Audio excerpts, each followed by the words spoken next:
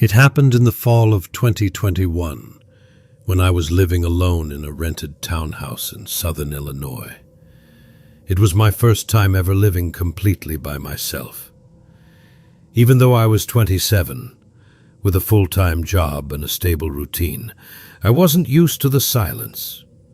I had just gone through a messy breakup and thought solitude would help me reset, help me find myself again. The townhouse was in a quiet cul-de-sac off a rural highway, a row of identical beige homes with trimmed hedges, wind chimes, and mailboxes with family names neatly stenciled on them. Most of the residents were older couples or small families. I didn't know anyone well, and honestly, I liked it that way. But there was one man who stood out, Daniel. He lived 3 doors down. Tall, broad, mid-40s maybe, with a scruffy beard and hollow eyes. He had a strange habit of standing outside his house at night. Sometimes he would pace, sometimes smoke, but most nights he just stood there, doing nothing, just staring. I'd come home from work around 9 or 10 p.m., and there he would be, at the edge of his driveway, facing the street. He never waved, never smiled, just watched. Even if I looked directly at him, he didn't look away. At first I tried to ignore it. Friends told me I was overreacting. Maybe he was an insomniac, maybe just lonely. But there was something about the stillness of him. He didn't fidget, didn't shift, didn't check a phone. He was like a statue planted in the dark. I told myself I was imagining things, but the feeling, that deep unease, grew stronger every night. It started one night in mid-September.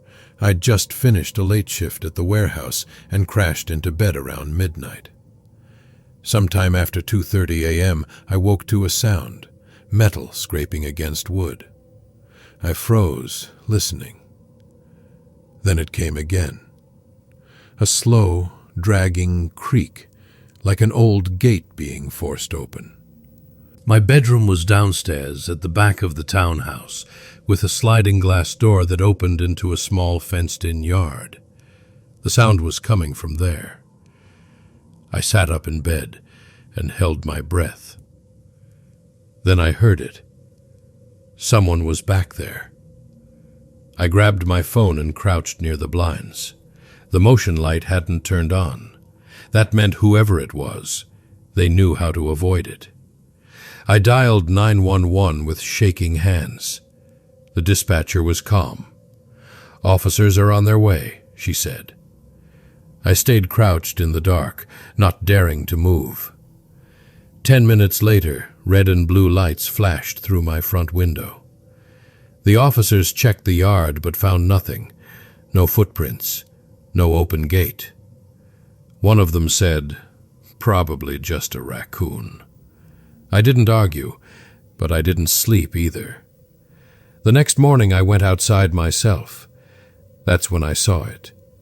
A flat stone wedged under the bottom of the wooden gate, about the size of a paperback book. It was holding the gate open just enough for someone to slip through silently later.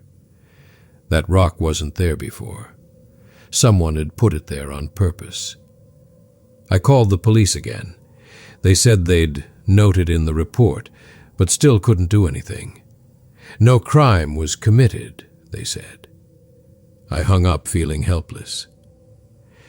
2 nights later I woke up again, this time to the sound of my back door handle turning.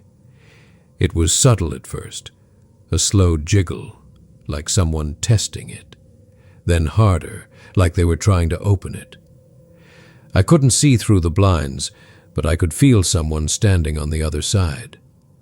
My palms were slick with sweat. I grabbed my phone again and called 911. While I waited, I crouched behind the hallway wall, clutching a kitchen knife that felt utterly useless. Then the motion light clicked on. Through a tiny slit in the blinds, I saw a shadow move. Broad shoulders. A hood. He didn't run. He didn't hide. He just stood there. The same officers came again. This time they found footprints in the gravel, large ones, leading right up to my door. But still they said the same thing. No break-in, no crime. The next day I installed a security camera above the back door, another one above the porch. That night I sat in the living room with the lights off, watching the live feed on my phone. 2:14 a.m. came and went. Nothing. At 2:23 the camera triggered. A man stepped into frame. He moved slowly, like he knew exactly how to stay out of range until the last second. Black hoodie, gloves, jeans. He walked right up to the door, looked directly into the camera, and smiled. A slow, stretched-out grin.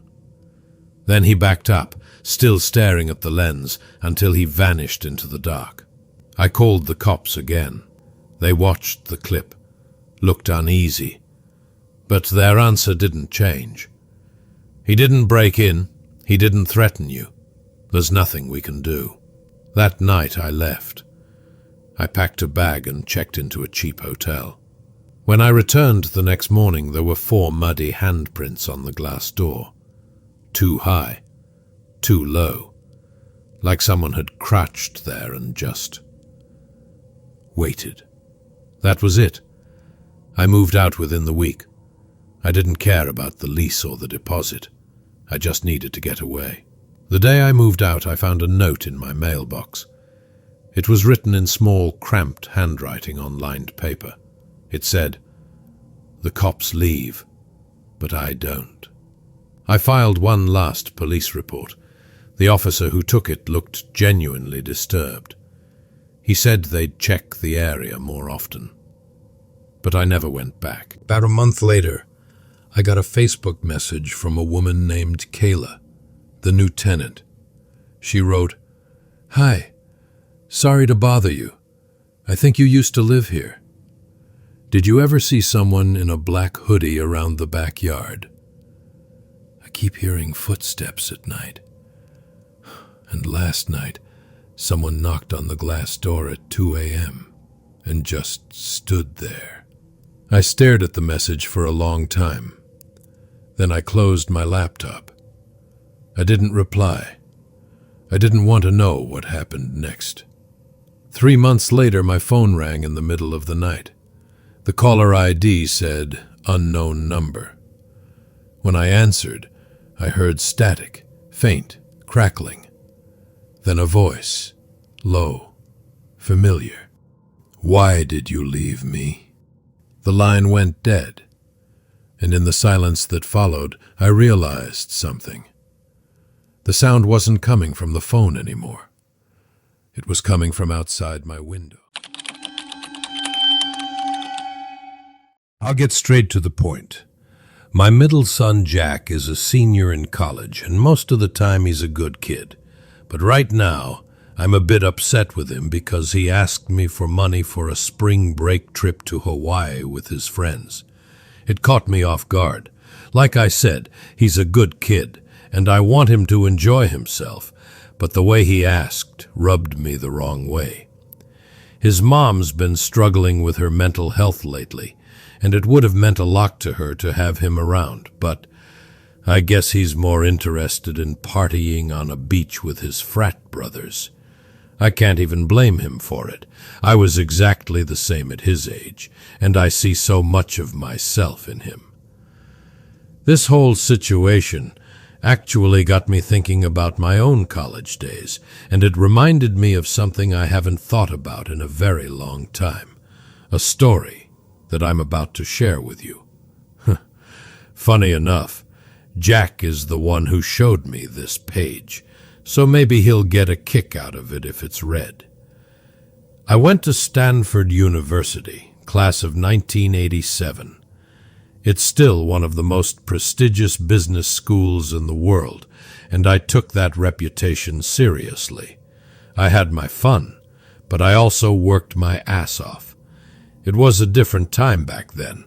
A lot of my classmates were wild, like Wolf of Wall Street wild, and I did my best to stay clear of that lifestyle. But during my junior year, I made one impulsive decision.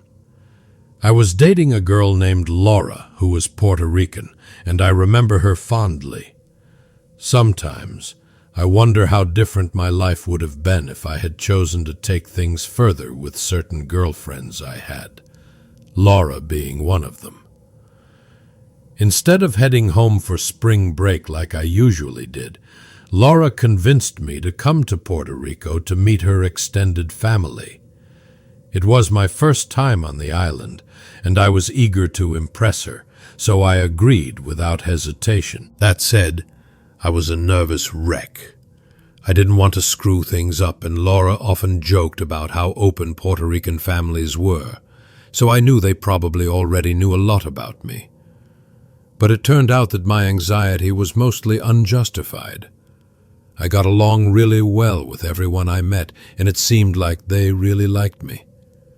Most of the trip was spent meeting her family, but we did have some time for our own adventures. After all, it was spring break. One of those outings was a hike through El Yunque, which is the only tropical rainforest in the U.S. National Forest System. Neither of us had a car, so Laura's mom drove us to one of the most popular trailheads.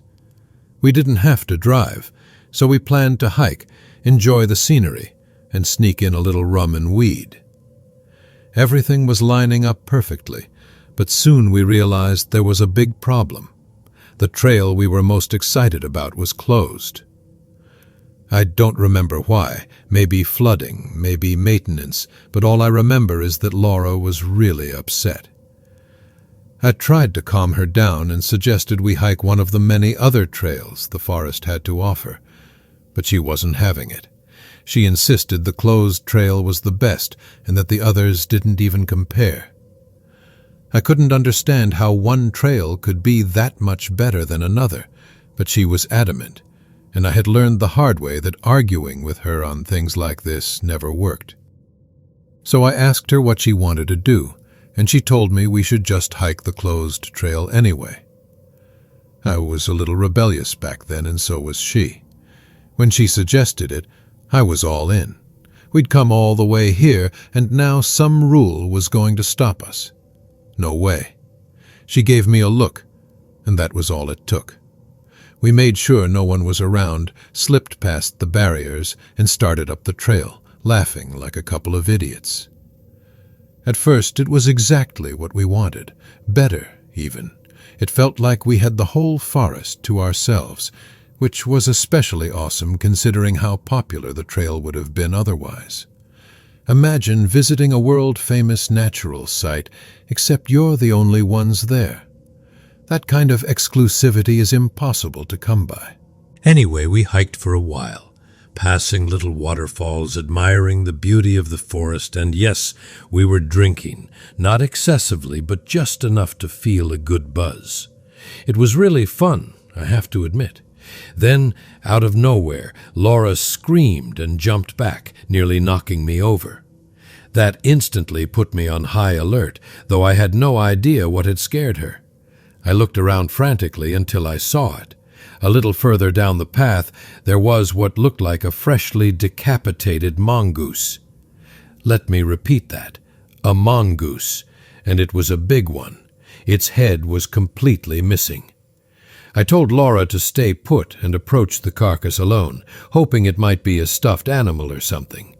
It wasn't. I inspected it without getting too close and confirmed what I initially thought. Its head had been cleanly sliced off. The cut was too precise for it to be anything other than a knife wound, which was downright disturbing. The worst part, though, was that the body hadn't started smelling yet, meaning it probably hadn't been there long. Laura was shaking. I was mostly shocked by it. I tried to reassure her by saying something dumb like how crime in a national forest was unlikely. even though I couldn't explain it myself.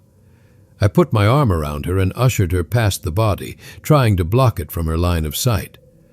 All I could think about in that moment was putting some serious distance between us and that poor, lifeless creature. We walked in silence for a while, and even though we distanced ourselves from the mongoose, I could tell the moment was gone. The adrenaline rush had worn off. My buzz was gone, and so was my good mood. As bad as I felt, I could tell that Laura was significantly more shaken, and I couldn't imagine that she was even enjoying herself. She said she wanted to stick to our original plan of hiking the whole trail to the other side, but it was obvious she didn't want to be in that forest anymore, and I couldn't blame her. As we walked, I couldn't stop trying to figure out what we had stumbled upon. It didn't make any sense. I wasn't aware of the hunting laws there, but I couldn't imagine hunting in a national forest so close to a pedestrian trail being legal. And yet, that was the only explanation I could think of. Why they had left that mongoose's body there to rot was beyond me, but there was no other rational explanation.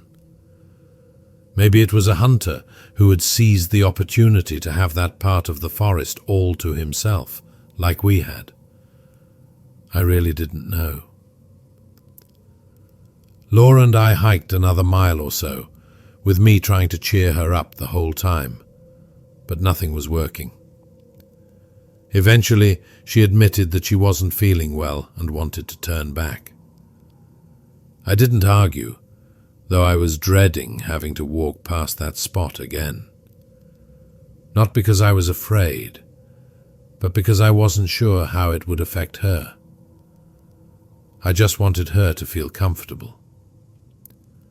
We retraced our steps, and I could tell we were getting close to the spot where the mongoose had been. I told Laura to keep her head down so she wouldn't see it, and she did. I braced myself as we turned the final bend. But when the spot came into view, the mongoose was no longer there. Someone had moved it. My heartbeat started racing, and I immediately began scanning the nearby trees, terrified that there was someone hiding among them. I wasn't prepared for what came next. Instead of seeing a person, I noticed something hanging from one of the trees. It was the mongoose. It was strung up with twine, its paws tied together. There was a sickly green liquid dripping from its body that hadn't been there before, and it was rotating slowly in the wind. I couldn't help but curse out loud when I saw it, which caused Laura to open her eyes. As soon as she saw it, she let out a blood-curdling scream. Before she could freeze up, I grabbed her wrist and told her to run. We took off sprinting down the trail, trying not to trip over each other. I let her go in front of me and kept looking over my shoulder, half expecting someone to be following us. Instead, a deafening scream rang out from somewhere behind us. It was a woman's scream, and it sounded like someone getting attacked. I felt Laura's body jolt mid-stride, and for a second I thought she was going to collapse. She let out a panicked sob and tried to push herself even harder, but she was already out of breath. I kept my grip on her wrist, practically dragging her along as she slowed down. We couldn't stop. My chest was burning, but we needed to keep moving. Eventually, Laura could barely run anymore, so we had no choice but to slow down to a fast walk.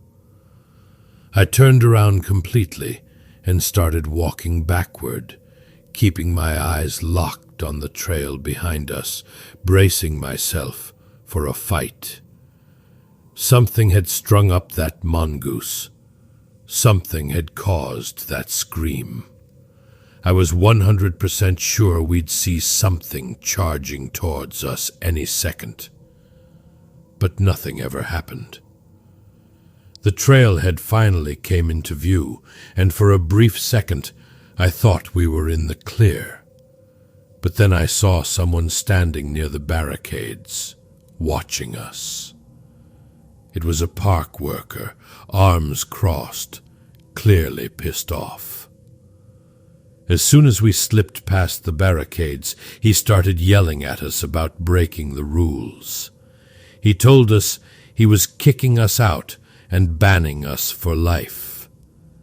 But when he saw Laura, who was now sobbing and physically exhausted, his demeanor changed.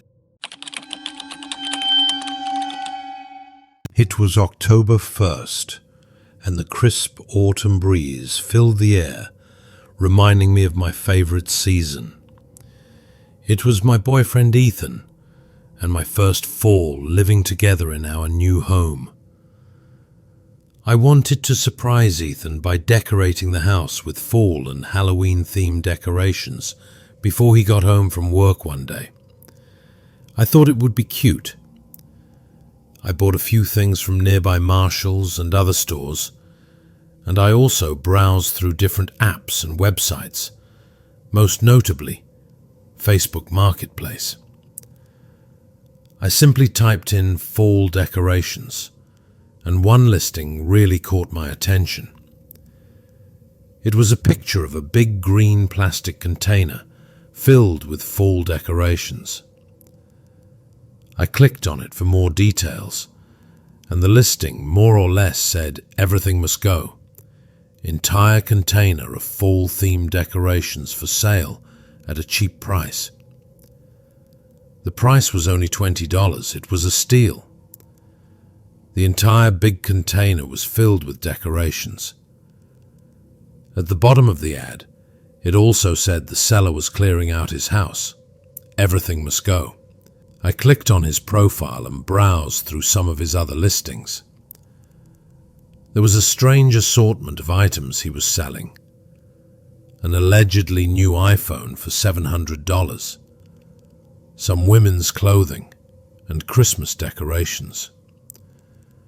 There were others, but I didn't go through all of them. His profile itself was low-key and private. The man's name was Cody, and his profile picture was a close-up of a grey trucker's cap on a man's head, with his face covered by the brim of the hat. The cover photo was a blurry picture of a lake. I messaged him and he replied instantly.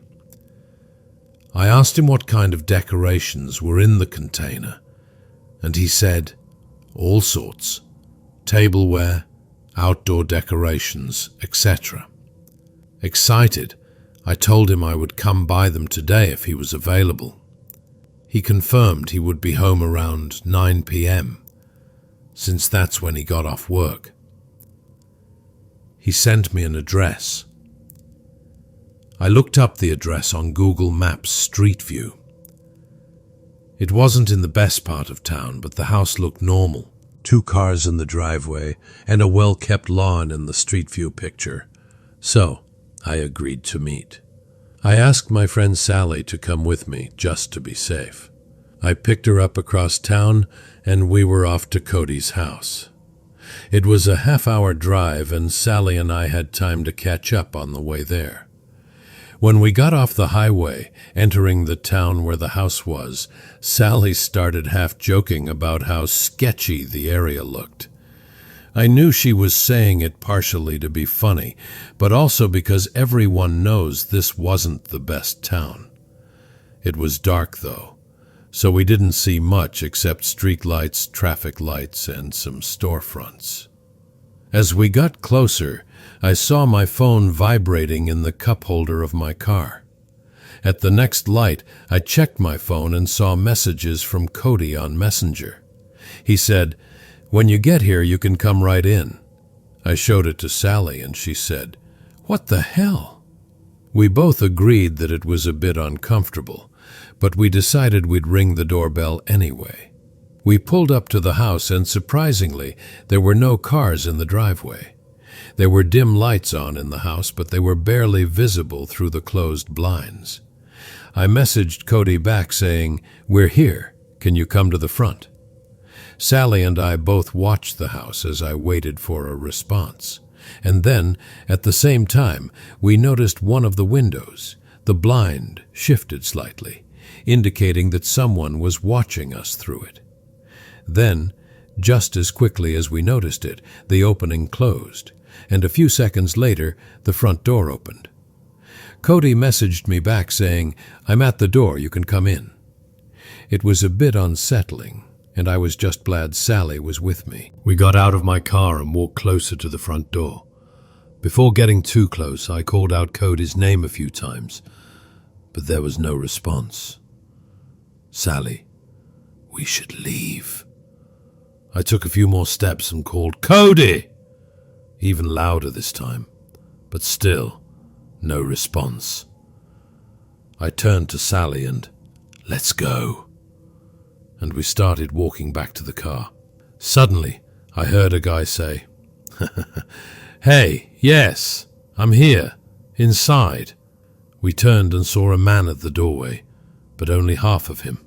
He was peering around the door, waving us inside. Sally and I cautiously turned back and started walking toward the door. As I got closer, he fully opened the door, but then walked out of view. We walked up the steps and into the house. The front door was left open, and as soon as we stepped inside, we were hit with a strong scent, like the musty smell of an old person's house, mixed with something very unpleasant. We heard fast, heavy footsteps moving away into another room, followed by his voice saying, "It's over in here. Come here." His voice was freakishly deep, like it was meant to intimidate. I made sure Sally was by my side before entering the adjacent room. The room we walked into was strange. It had dim lighting, a depressing pinkish-red carpet, and old-looking furniture. But the smell in the room was putrid. It smelled like death. In the middle of the room was a red container with a green lid on top of it. Cody stood just over the container. This was the first time I got a good, clear look at him, and he was not a friendly-looking man. He invited me over to open the container. I noticed that this container was a different color and shape than the green one in the picture on the Facebook ad. I asked him to open it himself, and he said, "Well, you're no fun." That comment already had Sally and me inching backward toward the front door. But when he lifted the lid off the container, we were suddenly blasted with another putrid smell. We turned toward the door and fled in a hurry, not looking back until we reached the car. Sally kept telling me to hurry up, and by the time we were in the car, the front door to the house was already closed. We didn't know if he had been watching us through the window again, but we were gone in a flash. We never actually saw what was in that container, but we were sure it wasn't decorations. After telling Ethan about all of this, he asked for the address of the place. I told him not to go there. He assured me he wouldn't. He just wanted to look up the house. I gave him the address. The next day, he came home later than usual from work. He told me he had stopped by the house, and an older woman had answered the door, insisting that she lived there alone. He knew I wasn't lying, though, because I showed him all the Facebook messages with Cody, which included the address. Upon looking up the records for that address, it listed the owner as a woman in her late 60s. This was an incredibly disturbing and unexplainable experience. From now on, when buying stuff online, I avoid going to people's houses.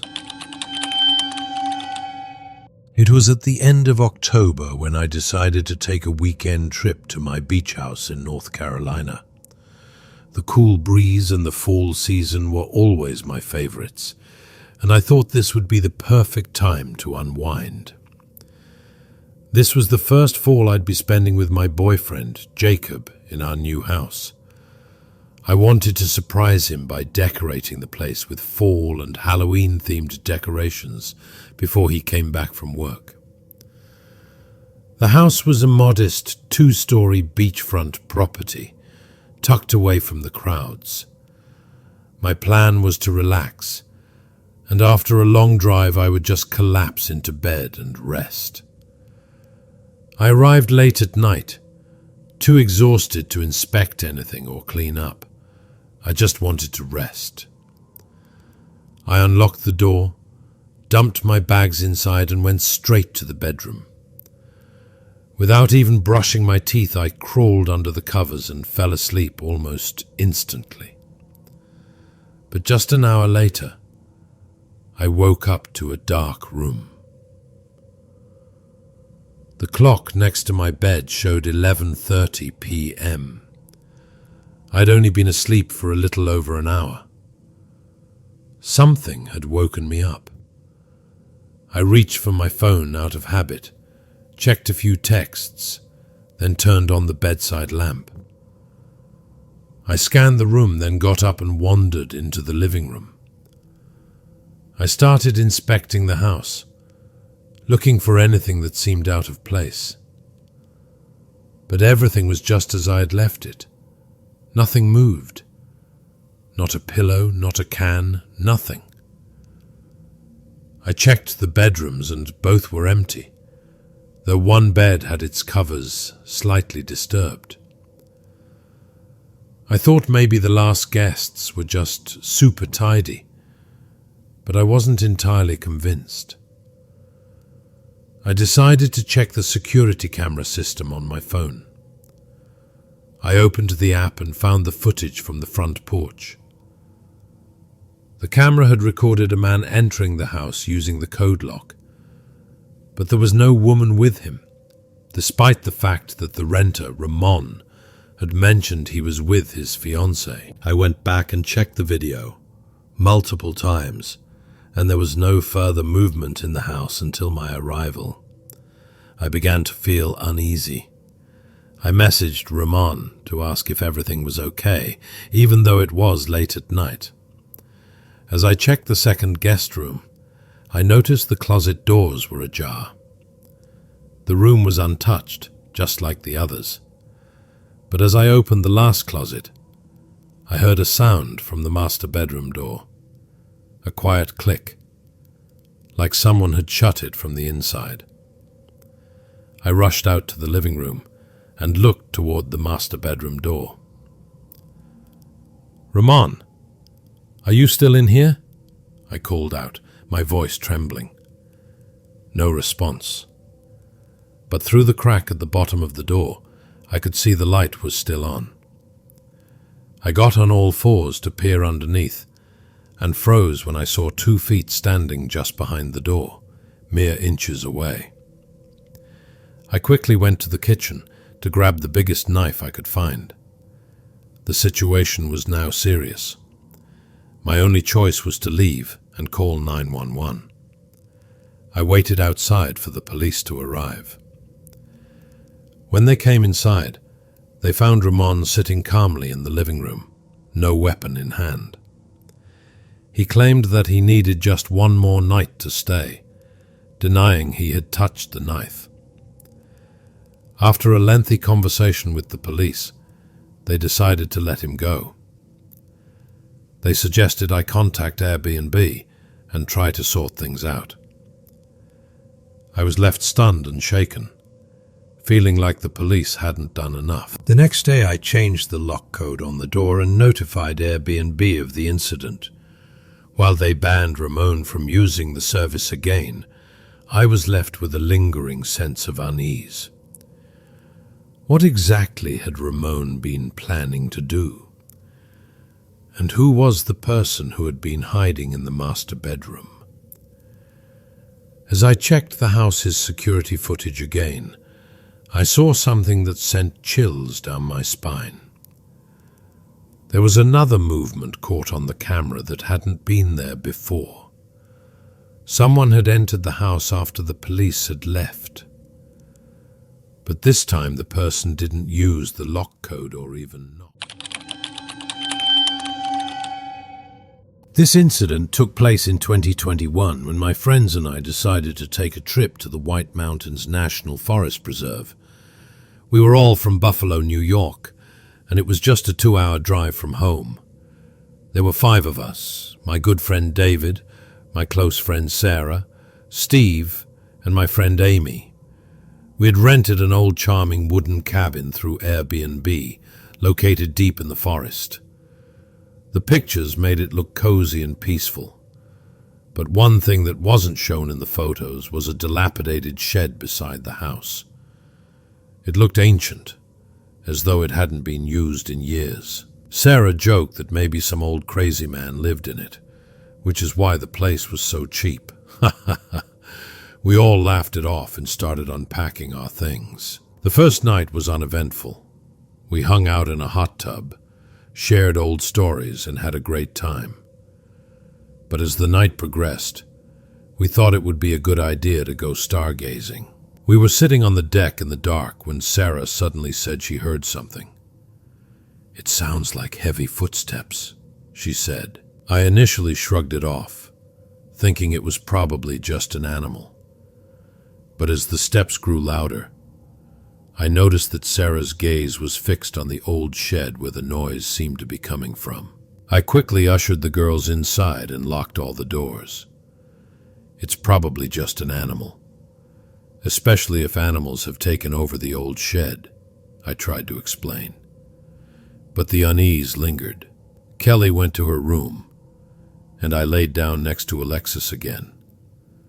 But the atmosphere had changed.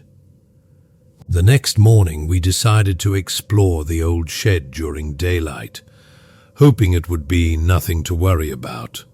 But I'll admit, I wasn't keen on the idea. I didn't want Alexis to think I was being cowardly, so we both went to check it out. The first room had a rickety rocking chair that looked like it might break if I sat in it.